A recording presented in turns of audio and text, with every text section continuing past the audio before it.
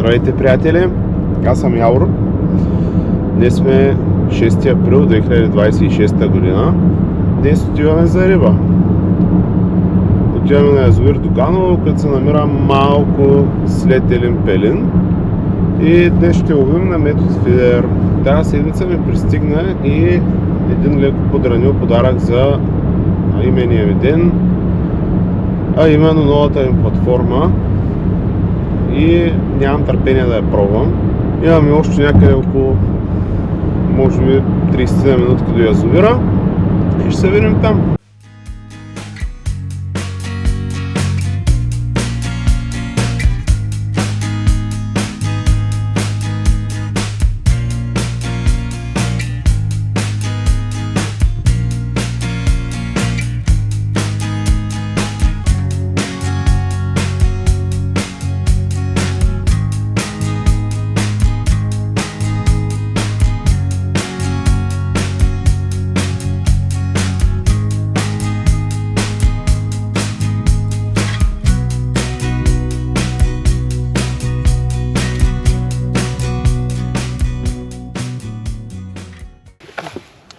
Почваме с три хранички, едни пелетки, пушещо манго, което нямам идея дали ще работи тук, но в принцип мангото работи добре. Както и две меки храни. Едната ще бъде на Трактор Ял, на Battle а другата пак на Battle Bites се води Spicy Mango. Като въпреки че знам, че не е много добре да се разбъркат в тия тащчета, в случая не си нося кофе и ще ми се наложи да ги разбъркам тук. Но да, най-добрият вариант е да се разбъркат в кофе, защото така най-добре храната поема водата и не става на топки. Да видим, обикновено тук не съм, въпреки че повечето хора казват, че мангото върви много. Честно казано, аз съм имал основно успехи на рибни топчета. Дори не на вафтери, а на дънни топчета, което е странно. Имайки предвид, че тук масовата риба е шаран и каракуда, като шараните масовите са между може би килограм до около 3-4 кг. По-големите риби има ги, ама са по-рядки. И аз най-големите си успехи на това язовир, че съм имал на 15 мм дънни топчета. Така че не винаги има логика. Сега оставям храните да поемат и междувременно разпълвам вариците. Така, варицата е разпълната, храните са почти готови. Ще започна с една метод хранилка. По принцип не обичам, въпреки че дистанциите тук са доста малки, не обичам да използвам прекалено леки, защото по-тежката ми изпълва по-хубаво линията. Почвам с една 45 грамова на престън, като първо трябва да се разклипсирам от предишния риболов. Сега ще си изберем една дистанция. Горе-долу ще се целя в другия бряг, защото обикновено рибата много често се събира там.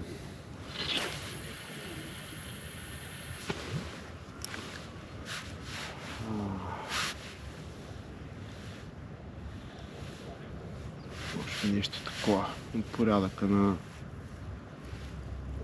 35-40 метра може би.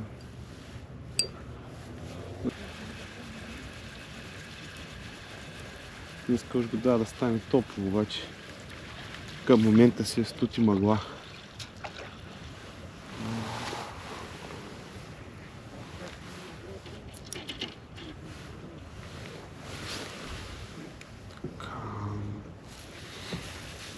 И започнем с... Нека да пробваме манго първо. Да видим на къде ще тръгнат нещата. като днеска мисля да не захранвам предварително, защото предвид това, че все още времето е студено, не очаквам рибата да се храни прекалено активно.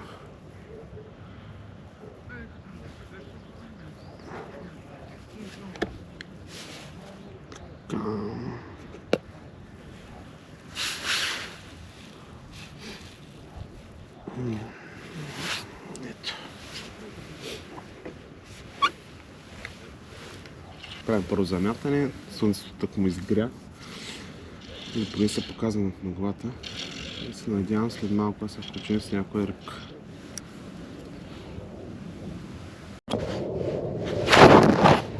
Половин час тишина. Няма никой към момента. За презамятане мисля, виждам, че колегите ловят основно дребна каракуда. Шараните нещо все още не са активни днес.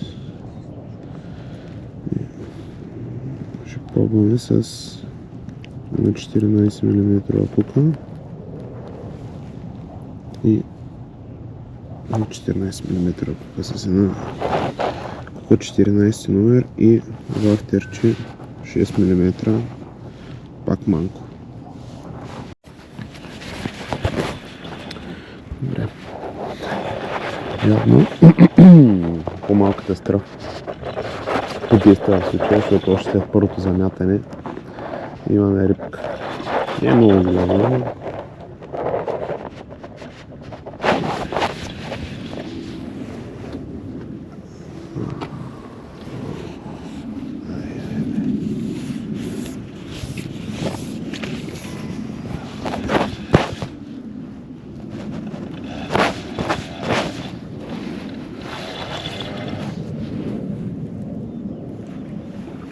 Древни шарани. Не трябва каракули да гоним пак.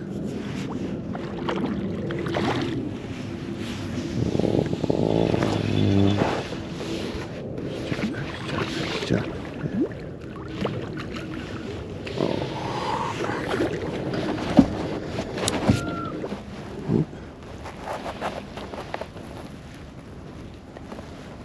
Не се оплети. Ето го шаранчето.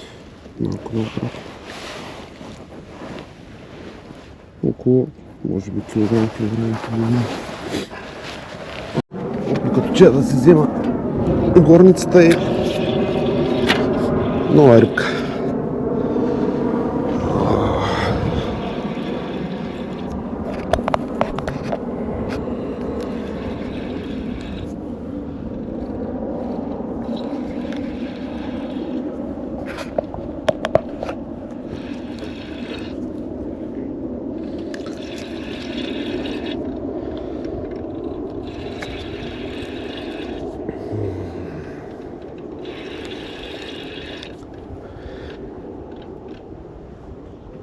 Пак тъй като имам горе, но същия калибарът и шаранче.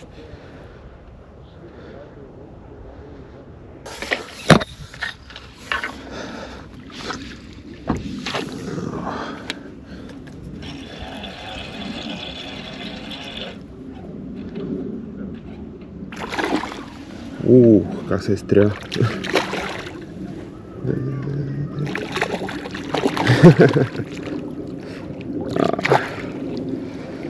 Така.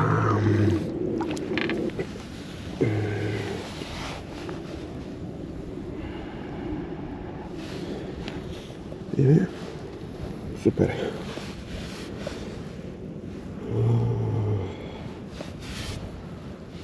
Пускаме да се ходи. Айде следващото. На 3-та минута.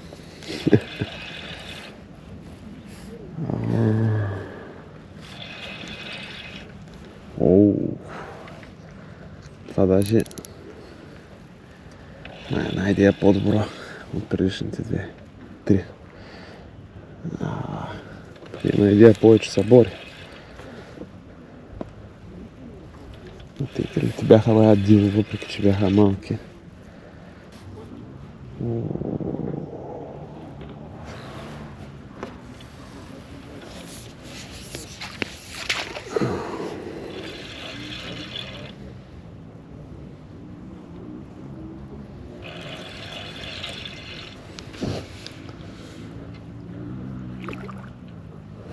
Малък дивак. Направо не издържа. Даже е по-малко от останалите.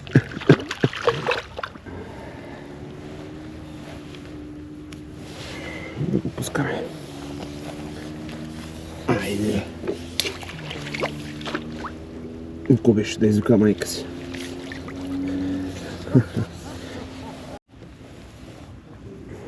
Продължаваме за същата стратегия. Значи,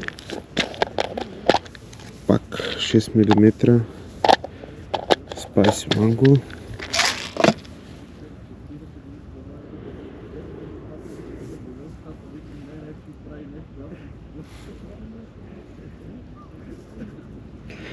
И мека храна. Отново спайси манго. Както се вижда на камерата, малко, заради това, че разбърквах в купичките, стана на бучки, но изглежда, че това на рибите не им пречи.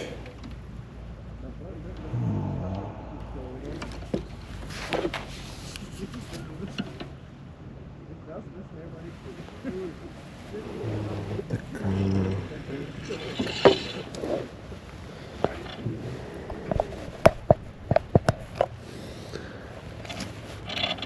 Между другото не споменах, но въдичката, с която ловя, е на трабуко. Ето, в момента ми удари 7-та минута. Въдичката, с която ловя, е на трабуко и е 3,60 с акция до 90 грама.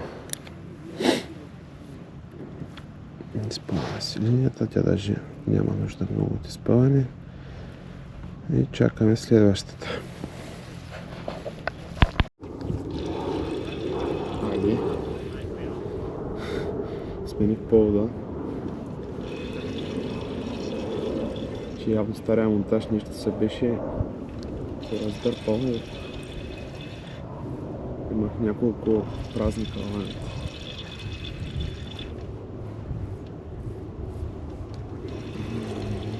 Пак дребно шаранява.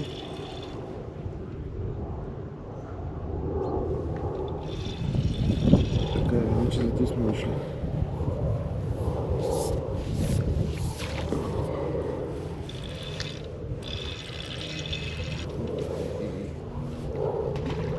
Дребно, дребно.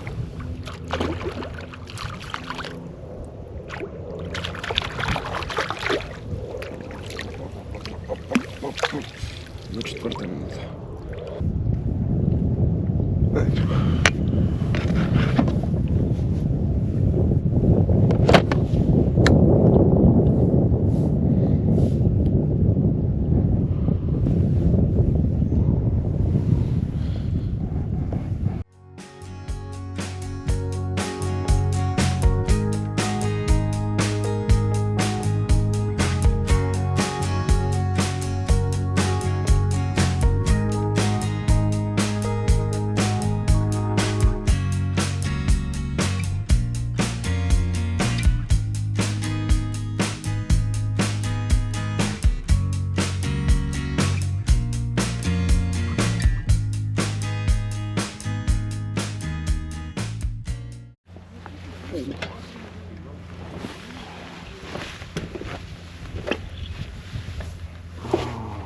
Но като на месте е следваща.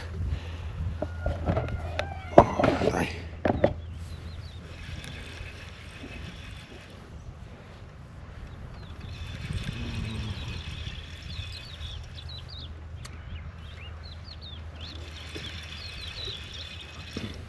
Това е също като останалите.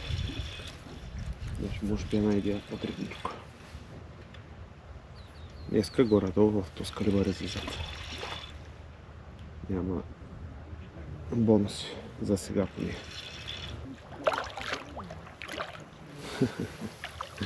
Ето това направо ще излезе само на брега. Ай.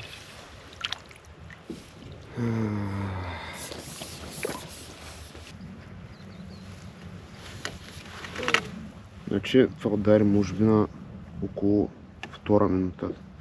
Трета, аз даже мисля да презаметна, че не ми хареса много къде падна. Обаче явно не е било проблем. Ето го шарамчето.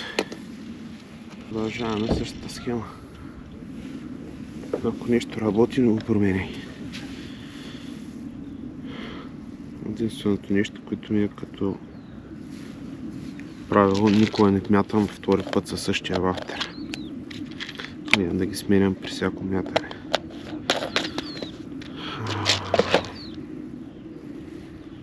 По неговата логика е, че се дават част от аромата,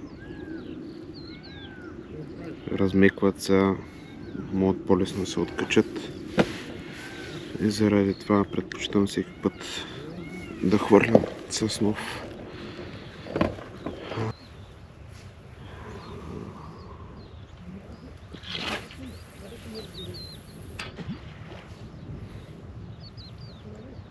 И отново чакам. Ако заметнах, явно няма чакаме много. Още на пропадането и бой пак. И само да кажа, отново не ми хареса къде заметнах. Избягах се, може би, 2-3 метра от петното. Вляво.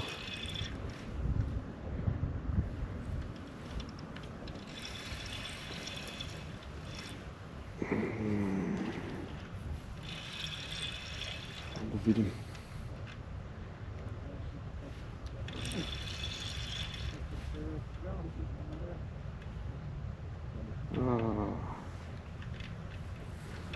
Голям дивак.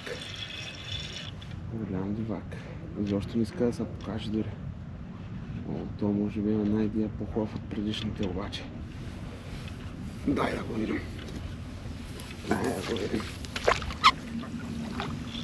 Една идея по-хубав.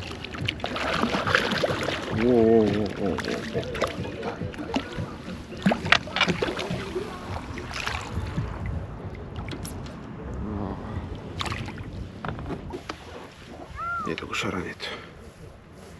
Около 2 килца някъде. Айде!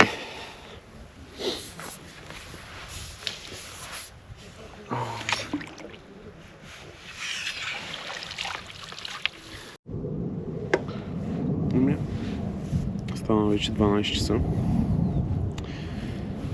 Имах преди малко една рибка, обаче не успях да я снимам. Като цяло, тук всеки път на обяд е малко слабичко. По обяд рибата спира да се храни активно. И в момента пробвам различни начини да я накарам да яде. Смених храните, пробвах с рибна храна, пробвах с по-големи вафтери, което знам, че звучи леко нелогично, но понякога тук съм имал успехи дори на по-големи дъмни топчета. Изтеглих си дистанцията, може би в момента вече съм някъде около средата на язовира. И не ще. Продължаваме да се мъчим. Още, може би, 1-2 часа да видим дали ще успея да дръпнем някоя друга рибка. Очаквайте включване.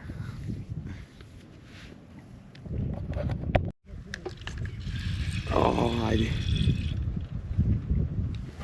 Ако беше поспрял малко и минават тук едни колеги. Викат хвала, викам, не е добре. Тук от час и нещо някъде поспря. И в този момент, докато си говоря на това момче, ми вика, гей, въдицата замина. Не сме късмет. Едно голо шаране.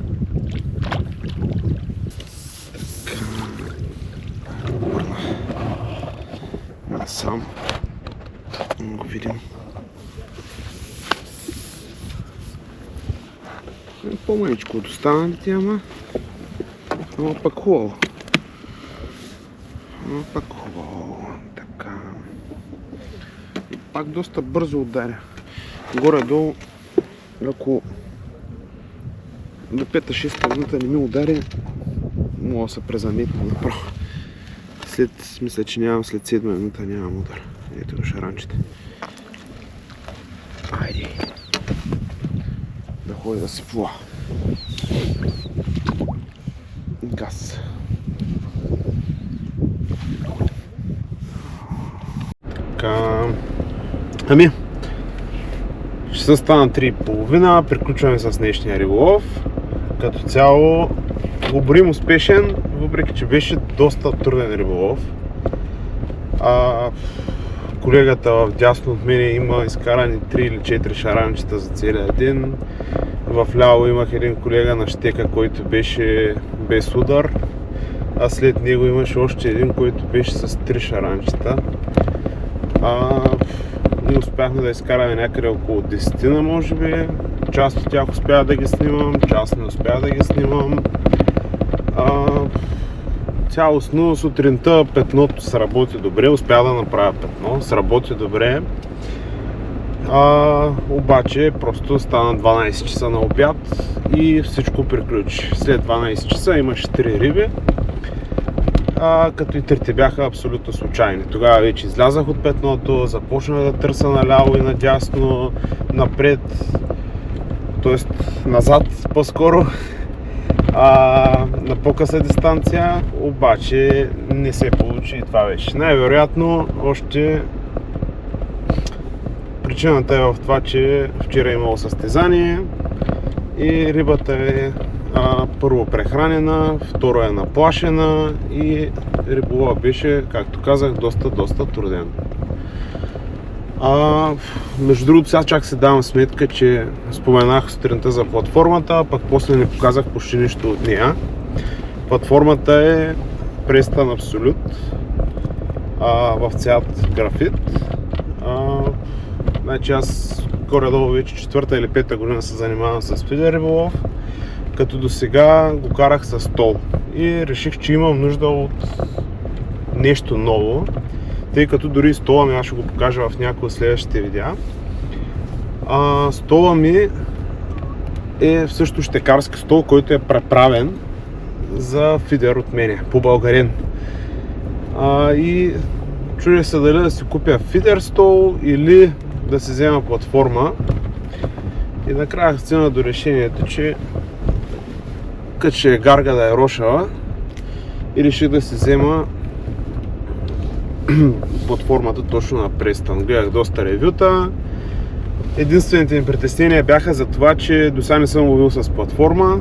Притеснявах се, че ще ми е изключително неудобно това да нямам седалка, т.е. облегалка отзад. Обаче, честно казано, днеска направих 5 или 6 часов риболов и мога да кажа, че абсолютно никакви проблеми нямам. Въпреки че по принцип си имам известни болки в гърба, по никакъв начин не съм усетил някакво натварване или да съм по-уморен от обикновено след риболов, така че бих казал, че ако някой се чуди дали да си купи платформа или не, платформата е доста добър избор, ако смятате да се занимавате сериозно с фидер риболов. В общи линии е това. Между другото, платформата е закупена от Fishing Industry. Поздрави на Асен и на момчетата от Fishing Industry. Много големи пичове са. И да, в общи линии това беше от днешния ден. Надявам се, че ви е харесало и на слука и до нови срещи!